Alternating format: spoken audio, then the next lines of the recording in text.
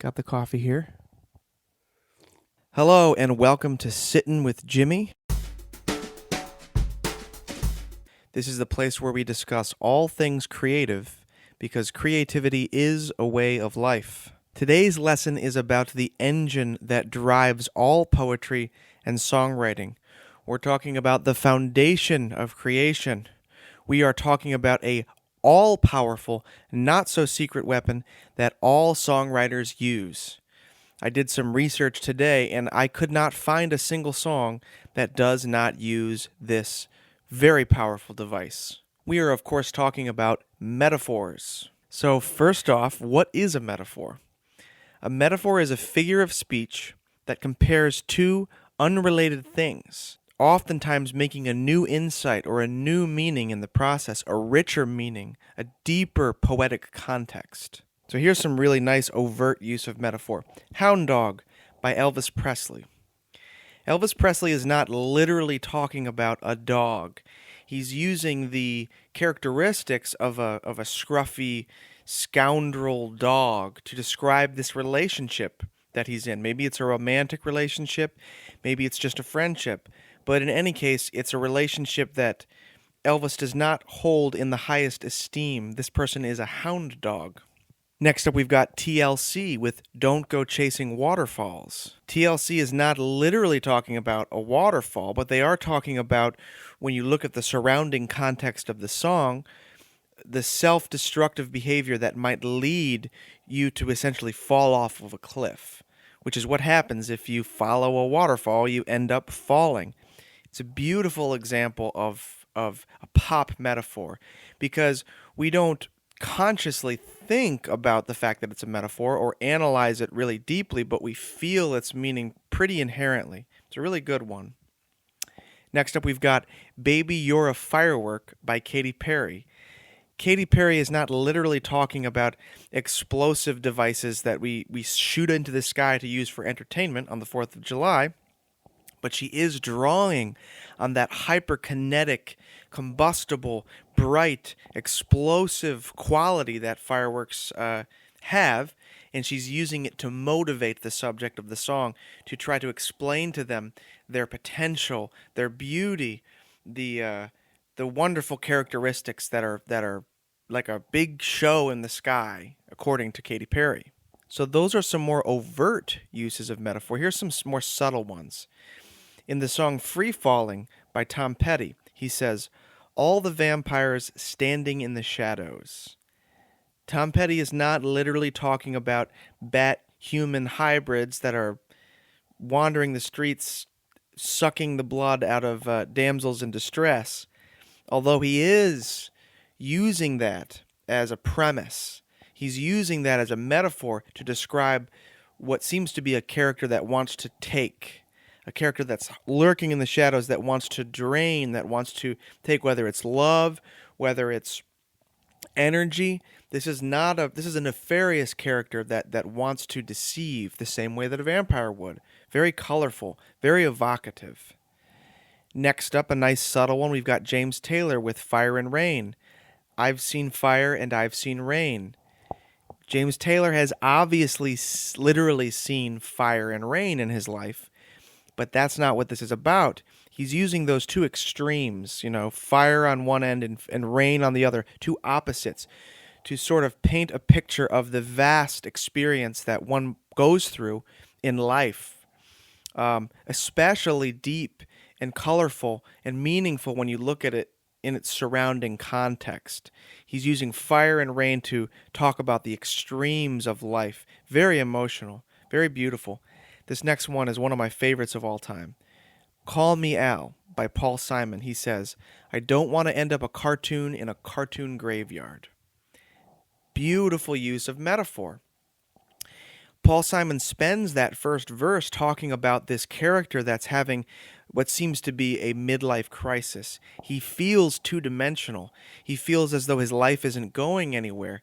And what better way to summarize that than with this beautiful metaphor of he feels like a cartoon, a two-dimensional, non-existent, silly creation that's on its way to a cartoon graveyard.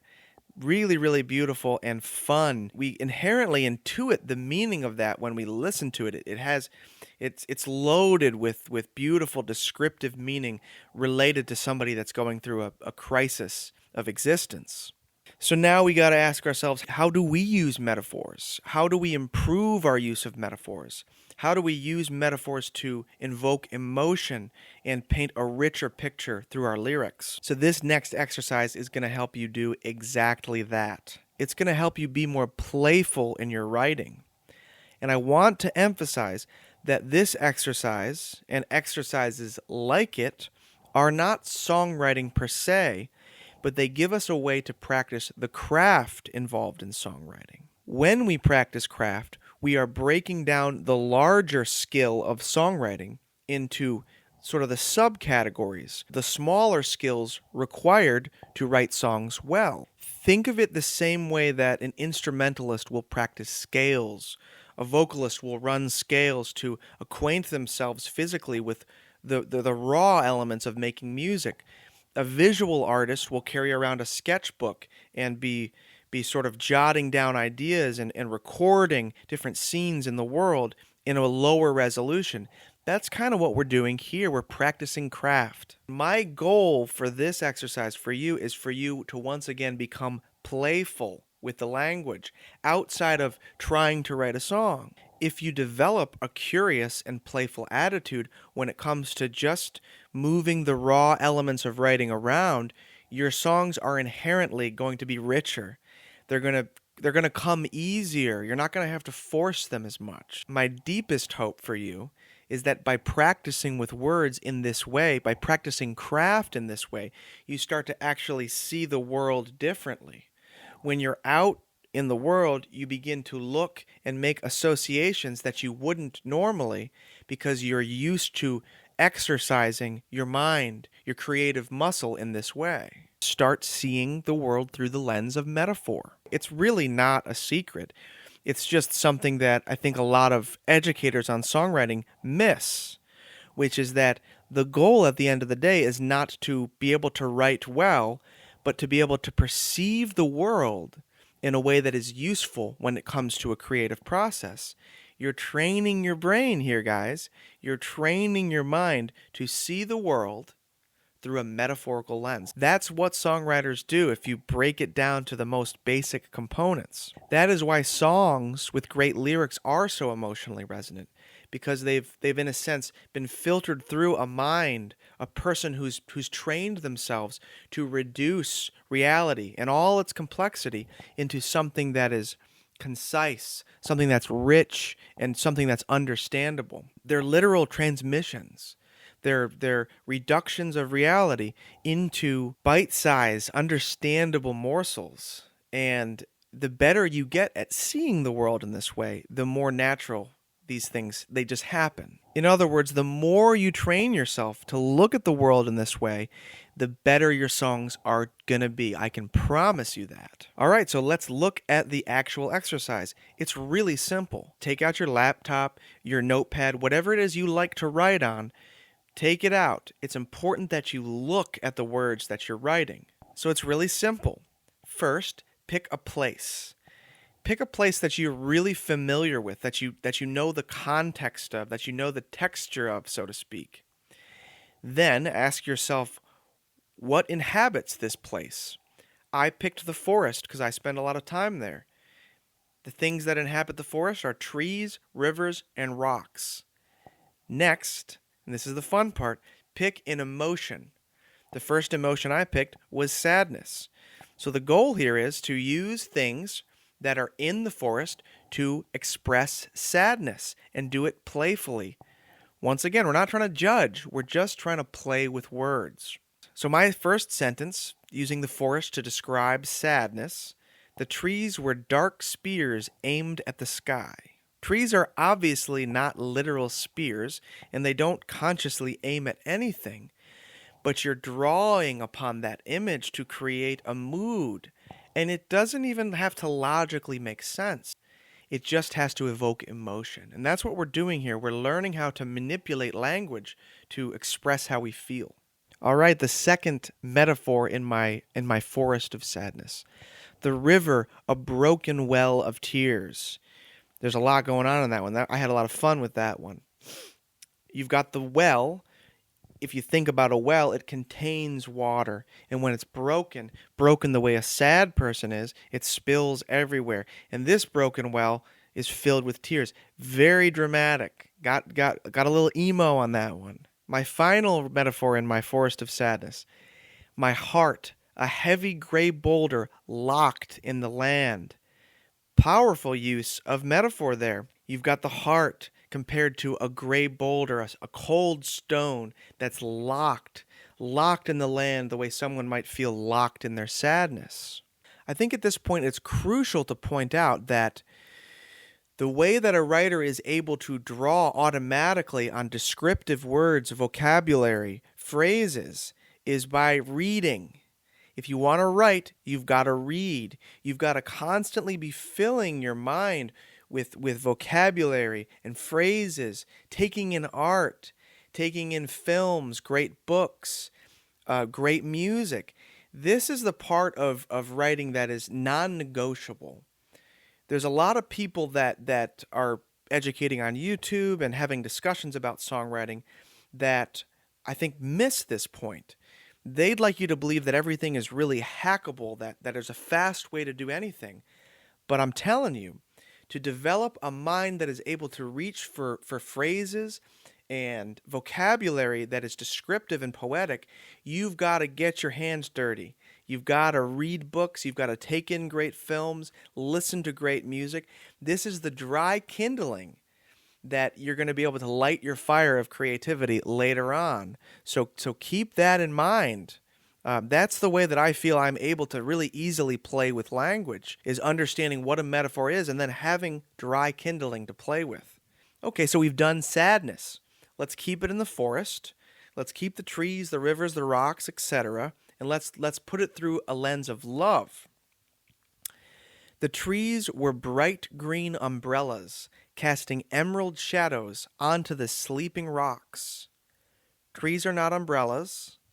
Rocks don't sleep. But you're getting the mood there. You're getting this very descriptive, very rich environment, one that could be synonymous with love. It's poetry. And once again, I'm just playing here. I'm not trying to make something great. I'm just putting pen to page, or rather fingers to keys, and I'm moving words around. This is the way, folks. Here's another one. Light was winking through the swaying arms of the pines. Light doesn't wink. Pines don't have arms. But there you're getting this rich tapestry. Then we've got the river. The river was singing its gentle love into the air. Rivers don't sing. And they don't consciously love. Maybe they love in a way that we can never understand. But the point is, it's all fun, descriptive language that takes you in, draws you in to the writing. All right, same environment, forest, same components, trees, rivers, rocks, anger. The raging wind blowing the trees like great fists shaking at the sky. How fun is that? It draws you in. It's getting you to play with language. That's the key of this exercise. Here's another one. The river, a runaway train, blasting through the flesh of the earth. Here's another one. Lightning heartbreak, turning my rage to stone. This is the forest of anger here. I promise you, if you start to practice craft in this way while at the same time taking in art and being conscious of how others are using language, particularly great writers are using language, this stuff starts to become playful and natural. And that's really the exercise. I've been writing songs for 20 years at this point. The lessons that I teach are literally all things that I wish I could tell my much younger self so that I could progress faster and better understand exactly what I was doing. All the things that I've learned have just been through trial and error and kind of stumbling forward. I hope to accelerate the process for you. That being said, if you take anything from this lesson, take this. When it comes to taking this craft, this practice of metaphor, out of the exercise and into a real world writing situation where you're sitting down and now you're going to write a song, do not look at it any differently. Look at it as a playful exercise. You're not trying, you're not putting pressure on yourself. You're literally just playing with language. Play with words. Become accustomed to playing with words. Don't be intimidated by words. These are your tools. Songwriting is not in some special advanced category way up beyond your reach. It's literally just another way to play with words. No ambition, no pressure, no comparison to others, just playing and learning and progressing. I got a comment on my last video from an artist who used the term tapping into the flow. I love that. I think that phrase speaks the truth about a lot of artistic endeavor. All to say, you can practice craft, you can practice technique, and all of these things will make you better. But the reason you're doing that is so that when you sit down, when inspiration strikes, you can just tap into the flow and let the art emerge. That can only happen if you're obviously acquainted with technique and you've got the dry kindling, the raw elements to produce a work of art. But it really is something that, in the end, you allow to happen. So learn to see the world through a metaphorical lens. Writing emotionally resonant lyrics begins with the way that you see the world. Getting that point of view through the pen, onto the page, and into the song is really only a matter of craft, which is a matter of time. You can do it. You will get better the more you acquaint yourself with these basic skills and the more you allow yourself to be playful and have fun. Stop with the pressure and just move the words around. Use the words like different colors in your palette that you're painting with. There I am using a metaphor to describe using metaphors. Metaphorception. I hope this video was insightful and meaningful to you. I hope you'll take what you've learned here and make better art. Work on your craft. Stoke the fires. Bring in dry kindling. Create art. I believe in you guys, and I really do believe that this process of songwriting, it's really something that should be playful and progressive. We're not competing. We are befriending ourselves, we are befriending the muse, and we are learning how to write better songs in the process. Thank you so much for watching. I will see you guys in the next video. Go out and make some art.